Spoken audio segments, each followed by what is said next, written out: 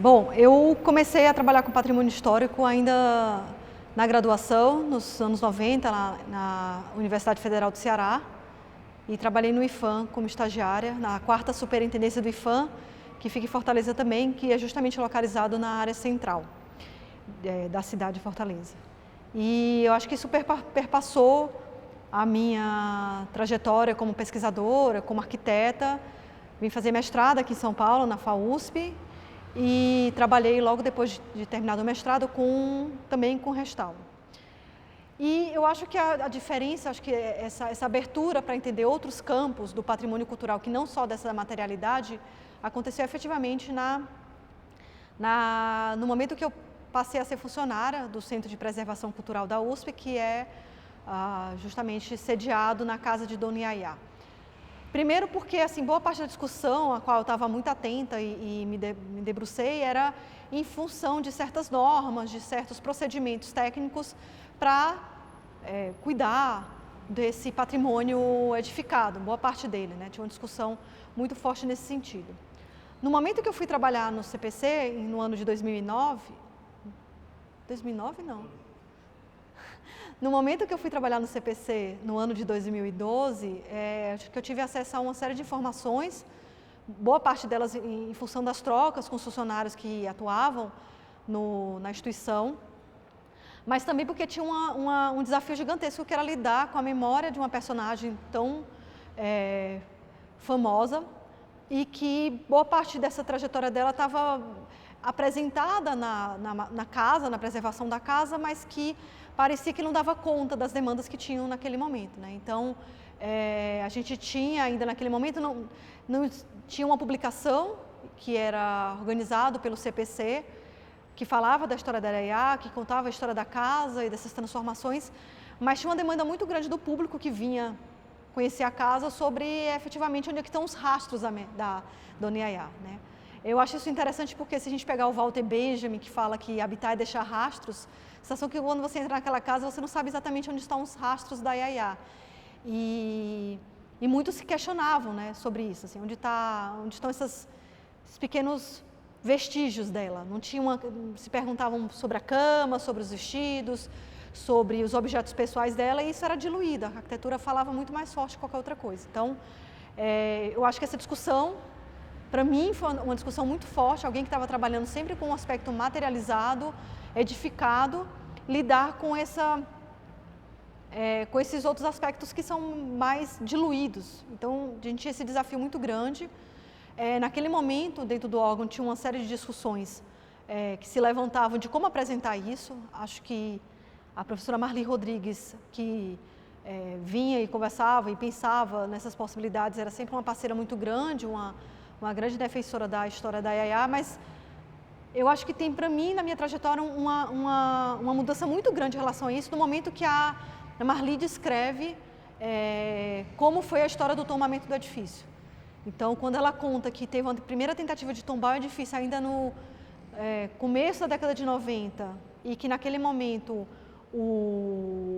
não foi possível, né, não entendia-se que aquele edifício tinha uma expressão suficiente para ser considerado um patrimônio oficial, e quando ela conta como isso se transforma na medida que você vai entendendo que aquilo era um espaço, um sanatório particular, de aprisionamento, de como essa mulher foi resguardada, anulada naquele espaço. Então, acho que faz toda a diferença, e para mim, acho que a minha virada, acho que em relação a tentar entender os edifícios além de sua arquitetura, né, mas muito a partir dos seus usuários, vem nesse momento. Então, acho que daí eu começo a entender, me aproximar das questões de gênero, por que é essa mulher que está excluída, por que é essa mulher que está aprisionada, por que essa mulher vai ser apagada, e também a partir das questões de uma outra maneira de abordar, ou de entender, ou de se aproximar do patrimônio cultural, né? Então, se até então eu falei, né, eu vinha numa carreira muito, muito edificada,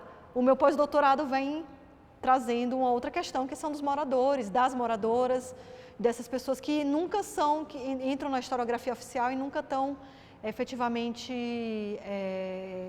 sendo apresentadas, escutadas, cujos relatos da vida cotidiana muitas vezes são deixados meio de lado. Então, eu acho que a Yayá vem nesse sentido, apresentar um outro olhar que a gente tem para se aproximar desse patrimônio cultural, a partir da história dela. Vamos lá. Em relação à casa e esses fluxos e essa outra descoberta, tem uma aproximação, bom, tem toda a leitura que a gente fazia para tentar entender um pouco de quem era essa figura, de quem era o que era essa casa efetivamente, que se dá a partir desses textos da professora Marli Rodrigues, né?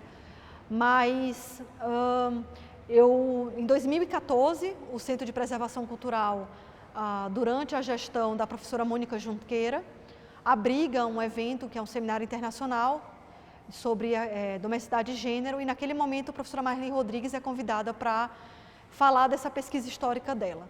E a mim foi feito o convite de falar um pouco de como é que se dava, em função do tema do seminário, inclusive, as rotinas. E eu fui tentar pesquisar e muito pouco se sabia sobre isso. Então, a casa, por si, é um registro do que acontece ali, né? Mas é uma casa que também não é uma casa tradicional, justamente porque ela vai abrigar um outro uso que não é o uso habitacional, ela abriga uma função que é um sanatório particular. Então, a tentativa que eu fiz naquele momento e buscar esses outros registros era justamente de tentar entender numa casa que é construída como um palacete e que abriga quartos, cozinha, ainda no modelo muito tradicional, burguês, dessa passagem do século XIX para o século XX, ela vai se abrir, ou se fechar, na verdade, é isso que ela faz, ela se fecha para abrigar esse sanatório.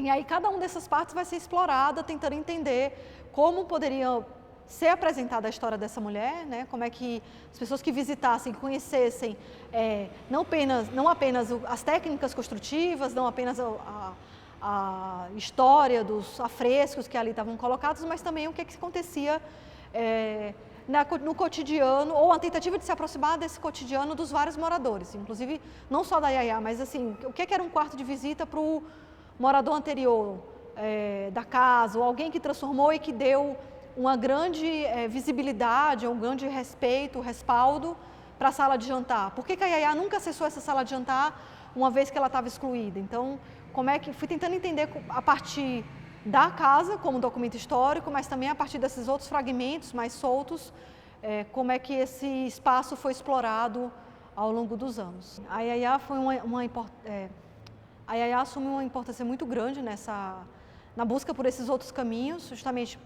em relação a entender a história da arquitetura além do material edificado, dos projetos da historiografia oficial.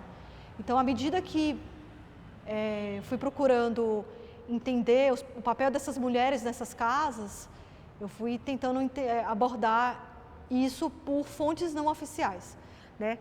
Tem uma influência muito grande dessa pesquisa, também, como eu falei, tem uma influência muito grande da troca com os funcionários do Centro de Preservação Cultural da USP, de buscar histórias que não necessariamente são histórias com H, né, no sentido de uma história oficial, mas que são relatos que ajudam a entender ou que contribuem a trazer à tona essas várias camadas que compõem uma história de um edifício. Então, à medida que a equipe do CPC buscava trazer não só os documentos oficiais dos cartórios, dos inventários, os registros daquele imóvel, mas também escutar histórias que não necessariamente são verdadeiras, entre aspas, oficiais, vamos dizer assim, mas narrativas outras que são complementares, elas têm uma importância tão grande quanto aquela que está na documentação. Eu acho que a Yayá tem uma importância muito grande na busca por esses outros caminhos das minhas pesquisas acadêmicas, uma vez que ela aponta e ela traz essa demanda por a gente entender uma lógica além daquela oficial. Então, a equipe do Centro de Preservação Cultural da USP, ainda nesse 2012, 2013, 2014, tinha uma demanda de escutar não só pessoas que conviveram com a Yayá, mas também pessoas que criavam fantasias ou se aproximavam dessas fantasias ou dessas outras narrativas em relação a essa personagem. Nós tínhamos os moradores dos bairros que passavam por ali e que conviveram e cresceram com essa figura feminina excluída e que muitas vezes ela se apresentava como um fantasma. E eu acho que na historiografia recente, essa grande revisão historiográfica que a gente tem trabalhado nos últimos anos, fala muito sobre esses fantasmas da arquitetura, né? Essas pessoas que estão ali convivendo, circulando, construindo, mas que não são relatadas, ou são convocadas a falar, ou são convocadas a demonstrar como é que são essas atitudes cotidianas. Então, casa essa busca, essa aproximação com essas fontes não oficiais, ou fontes que são riquíssimas, mas que não são tão exploradas, e que com essa, enfim, ferramentas como a história oral, por exemplo, né, que pode trazer uma série de informações que vão te acrescentar. No caso da Yaya, especificamente como isso se debruça na minha pesquisa, tinha uma coisa muito interessante que era justamente essas personagens que passaram por ali, que sabiam da existência dela pelas revistas, pelos jornais ou pela vizinhança e que traziam histórias incríveis de serem escutadas, mas que até então não tinham sido registradas, né? Moradoras que contavam quando pequenas que as mães não deixavam passar na calçada porque dava azar ou que teriam algum problema em relação, poderiam algumas coisas caírem, saírem, serem lançadas na proximidade com a casa. Então essas histórias foram instigadas, a tentativa de se aproximar, de relatar, de levantar, foi algo para mim também muito novo, para quem estava trabalhando muito dentro das normas, das técnicas de restauro ou que trabalhasse com preservação arquitetônica. E é disso que eu tento me aproximar também no pós-doutorado, no pós-doc realizado lá na Unicamp, com o apoio da FAPESP, importante dizer. Eu fui tentar entender a arquitetura moderna e também esses fantasmas. Então, assim, quem que trabalhou nas equipes de projeto de arquitetura? Quem eram os primeiros moradores? Como é que era o habitat, a domesticidade, como era o cotidiano desses moradores nesses edifícios que entram na historiografia, que são reproduzidos falas, que a gente muitas vezes chega à conclusão de que não era muito bem assim. Então, eu acho que a influência vem desse sentido. Eu acho que teve um momento, nesse seminário sobre domesticidade e gênero, em 2014, quando fui convidada a apresentar a casa para os participantes do seminário, tinha esse desafio de propor um roteiro pela casa e pelos jardins que desse conta de falar dessas várias domesticidades que aconteceram naquele espaço. E era muito curioso, porque as pessoas chegavam muito na casa em função dessa história da Yaya e querendo entender quem era essa mulher que tinha sido excluída, afastada da sociedade, mas parecia que tinha esses outros fantasmas que estavam ali e ficavam ainda rondando. Então, eles falavam muito pouco sobre as famílias anteriores que habitavam, uma delas que inclusive tinha um filho que tinha problemas também psiquiátricos. Não se falava, por exemplo, sobre as pessoas que habitavam com a Yaya, ou sobre os funcionários que estavam naquela casa, fazendo aquela casa, que é uma casa enorme, funcionar. Então, a gente falava sobre a Yaya, especificamente, nessa situação que ela estava colocada como uma mulher que não tem direito nem a decidir se tem ventilação, se tem iluminação no seu cômodo de resguardo, mas pouco a gente falava sobre as mulheres que estavam ali gerenciando esse cotidiano, que vão ficar com ela nesses espaços, que vão fazer aquilo tudo acontecer, que também são mulheres que estão sendo controladas por homens, porque os tutores que gerenciavam todos os recursos financeiros da Yaya geralmente eram homens, então elas estão à mercê também desses homens, e também desses funcionários que estavam ali mantendo a limpeza, mantendo o telhado limpo, ou mantendo a refeição quente. Então, a tentativa que eu fiz também foi um pouco de apresentar esse cotidiano, e quando a gente fala de cotidiano, a gente tem que mostrar todos esses personagens que estão ali, né, com mais ou menos força, porque também tem uma limitação em função da quantidade de informações. Novamente, a gente entra... Os fantasmas existem não só porque tem deliberadamente a decisão de apagá-los, mas também porque boa parte dessas fontes são apagadas ao longo do tempo, são consideradas, assim como a história do tombamento, que eu falei anteriormente, né? Assim como não foi considerada importante tombar a casa porque ela não era um registro, um documento necessário no final dos anos 80, boa parte desse cotidiano da casa, imagino documentos sobre as compras de eletrodomésticos, de mantimentos, foram apagados, assim como a ficha de registro dos funcionários da casa. Então, acho que a Yaya também aponta nesse sentido, assim, lidar com questões de gênero. A Michelle Perrault, historiadora francesa, feminista, né, que está à frente dos estudos feministas, fala muito que estudar a história dessas mulheres é estudar a história dos silêncios, porque essas mulheres são silenciadas até muitas vezes por elas mesmas, que consideram que os seus diários, seus cadernos, seus documentos administrativos não têm importância nenhuma. Então, elas mesmas muitas vezes queimam, descartam, mas também tem uma questão de deliberada, porque muitas vezes a própria história não considera isso um documento relevante. Então, acho que tem a partir do cotidiano, de trabalho na casa do NEA, essas questões ficam mais latentes e elas são incorporadas na minha pesquisa. Tanto é que na pesquisa do pós-doutorado, além de entrevistar os moradores, né, se utilizar do recurso da história oral, eu tentava também ver documentos que eles tinham de época. Então, muitos traziam algumas vezes álbuns de fotografia, que isso aqui são fotos de quando eu era criança numa festa, que não é uma fotografia pousada, é uma fotografia espontânea, mas que revela justamente essas organizações, certas hierarquias, certas organizações espaciais e que são fontes extremamente interessantes de pesquisa. Nossa, a casa só impôs desafio.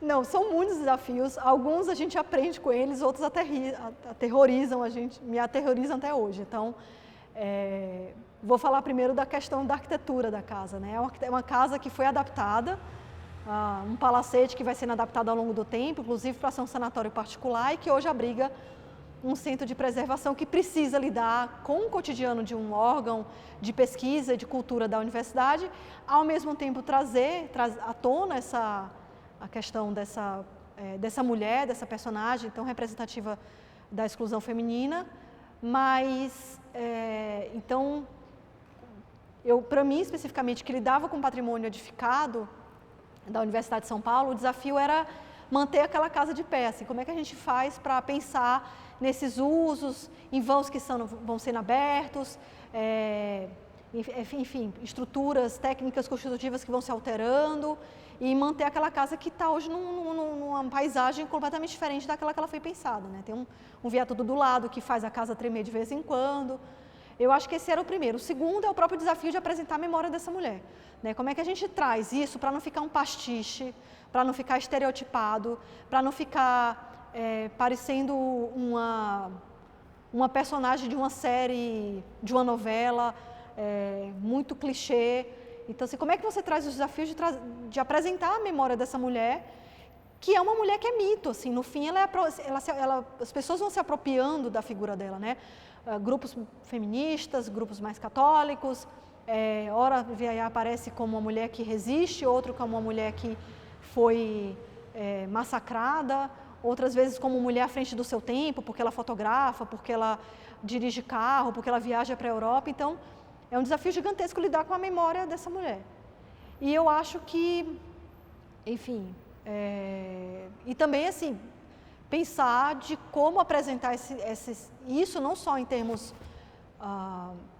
dos suportes que a gente tem, né, a partir de vídeos, exposição, os folhetos, acho que a exposição que está lá hoje dá conta de apresentar isso, mas também como é que você não deixa, ou talvez deixa, né, ou como é que você traz isso virar uma história muito solta, ou como é que você se aproxima dessas outras histórias que estão por trás, né, disso que ela reverbera. Então, se ela reverbera num grupo feminista, que figura é essa?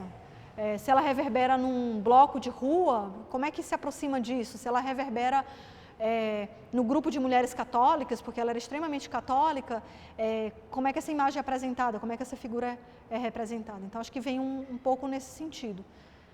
Mas eu acho que, enfim, e os três desafios estão casados, né? Porque é espaço e materialidade que precisa apresentar registros, esses rastros, né, que não estão necessariamente muito claros. Eu acho que o dia que eu senti o que era a exclusão da Yaya foi uma noite que eu fiquei na casa, porque eu era curadora da exposição Tempo das Construções, e nós precisávamos colar era um fim de tarde, nós estávamos com a equipe de montagem da exposição colando no espaço que é o Jardim de Inverno, um espaço que ela poderia circular, restrito, a algumas imagens dos bens tombados da USP. E nós precisávamos ajustar a iluminação nesse período de fim de tarde e começo de noite para ver se as imagens apareciam, porque justamente a abertura da exposição era no período noturno. E um colega da USP, que estava ajudando na montagem, estava do lado de fora da casa, subiu numa goiabeira, que tinha muito próxima desse espaço, do jardim de inverno, e eu precisava falar para ele ajustar a lâmpada, mais para cima, mais para baixo, e ele não escutava. E eu batia no vidro e ele não escutava, e eu comecei a fazer por mímica, porque simplesmente eu podia estar aos berros e ele não conseguia ouvir o que eu falava. E eu fiquei imaginando que era esse aprisionamento dessa mulher naquele momento, porque eu falei, gente, se eu posso gritar, e ele que está atento aos meus gritos não consegue me escutar, e que imaginam que era essa mulher afastada da rua, sem a possibilidade de se comunicar ou de manifestar os seus desejos, numa casa que é completamente, que afirma essa cláusula o tempo inteiro, né? Então, naquele dia, eu acho que foi muito emocionante, eu acho que eu entendi muito mais do que as leituras, muito mais do que eu fazer esses roteiros, o que era essa exclusão dessa mulher nessa casa. Assim, para mim foi muito chocante e marcante esse dia. Eu acho que tem a ver com isso, assim, porque no momento que eu dei conta de que ela não tinha possibilidade de emitir som, que a incapacidade que ela tinha de se comunicar mesmo com qualquer... que a arquitetura fazia isso, né? Aquela arquitetura permitia o seu silêncio, ela incentivava o seu silêncio, para mim... eu fui deixando, ficou mais claro cada... Foi justamente quando você falou a frase bonita que eu você vai falar de novo. Então, no momento que eu entendi que ela não tinha a possibilidade de gritar e de ser escutada e se comunicar com o meio exterior, ficou claro para mim que aquela arquitetura era a que impunha esse silêncio a ela. E no momento que eu entendi que o som era restrito, eu fui entendendo também que não era só o som, que era o som, era o vento, era a luz, que tudo aquilo era muito pouco voluntário, muito pouco, era tudo muito manipulado para controle total, vigiar e punir aquela mulher que estava ali excluída. Então, o simples fato de eu não poder gritar para o meu colega ajustar um holofote, demonstrou, foi reverberando em tudo isso que eu estava... que para mim era cotidiano, a gente falava nos roteiros, a gente, isso aqui é para controlar, isso aqui é para fechar, mas ali ficou muito claro, caiu a ficha assim, de que ela não tinha direito a nada mesmo, ela estava completamente excluída de tudo. E a casa traz alguma lembrança ruim? Não, eu acho que essas memórias da Yaya ficaram muito marcantes em mim como esse momento dessa... Eu acho que a casa, o imóvel, ficou muito marcado para mim como esse momento de uma virada, de abrir, sabe, de lançar olhares mesmo para outras possibilidades e de entender esse campo da arquitetura a partir de outros direcionamentos. Então, eu tenho, na verdade, muito carinho pela casa, muito carinho pelo CPC, pelo órgão que está lá sediado e muito carinho também por essas novas descobertas. Assim, foi um momento de troca muito grande e que vem muito a partir da figura da Yaya. Né? Acho que ela trouxe tantas questões, esses desafios, que a gente foi buscando os caminhos e isso eu trago para mim até hoje. Então, é muito mais... Por mais que seja uma casa que é curioso, as pessoas que iam visitar, ou colegas que iam conhecer, vinham de outros estados, falavam de uma energia muito pesada, de um lugar muito opressor. Eu acho que como a gente tem a liberdade, as portas estão abertas e tem essa possibilidade de circular e de observar o jardim, o canto dos pássaros, traziam para mim uma outra atmosfera. Para mim, uma das imagens mais marcantes que eu tenho assim do cotidiano como funcionária da USP no CPC era do pós-almoço no jardim, assim, descansando, ouvindo os pássaros, coisa que para ela era vedado, né? Não tinha essa opção, mas para a gente hoje dá para observar.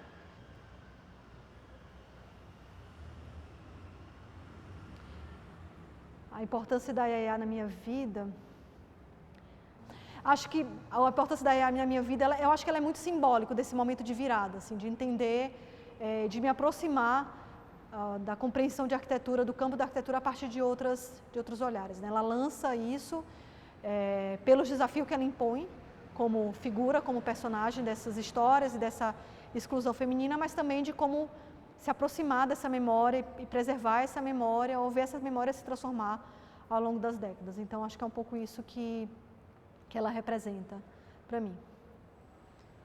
Não sei. Obrigado. Eu que agradeço muitíssimo, gente.